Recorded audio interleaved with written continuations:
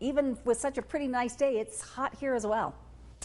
Yes, it is for most of the region, though. The one exception we do have is those thunderstorms sticking around towards Salmon and Challis. So as much as it is raining there, the one good news about being there is it's only 80 degrees out right now in Salmon.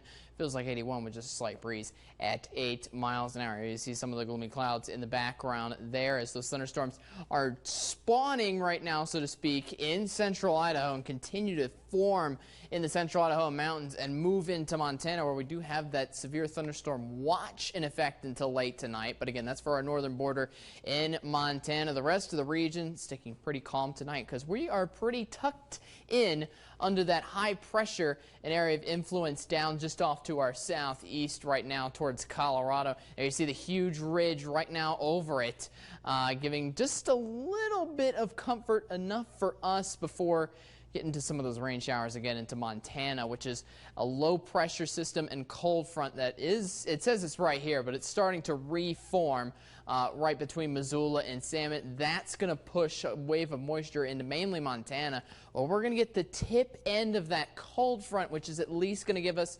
hopefully just a little bit of slightly cooler temperatures heading into tomorrow. I'll show you what I'm talking about right now heading into the Vipercast. There's that wave of moisture moving on by heading into Sunday, where we can also see maybe some drizzles of some wet weather heading into Montana for tomorrow, but central Idaho will actually clear up for tomorrow, and the entire region will have a nice, beautiful day heading into Sunday. Not only that, you do see a little bit of northerly wind tracking into the region behind that cold front, so that's why we're going to get slightly cooler temperatures. Nothing too crazy, but highs at least down to the 80s instead of 90s, which will be nice to enjoy.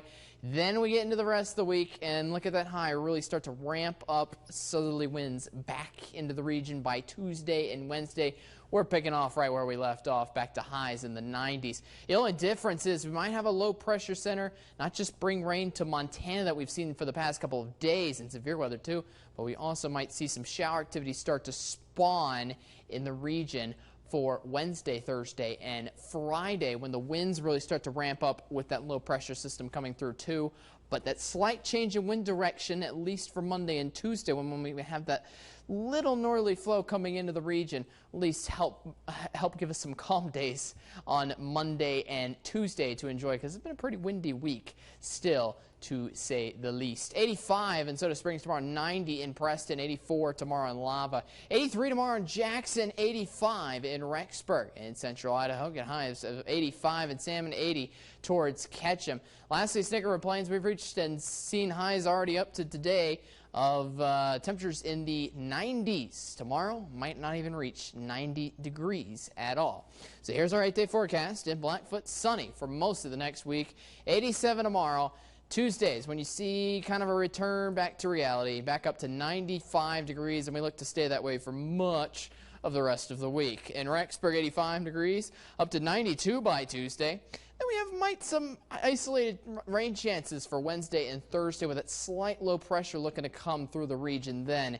In Jackson, 83 degrees, up to 91 for Wednesday. Then we slightly cool down by the weekend with getting some good 30% rain chances in on Thursday, Friday, and Saturday. In Salmon, we clear up tomorrow after we get rid of those thunderstorms that are going to be continuing into the nighttime hours tonight.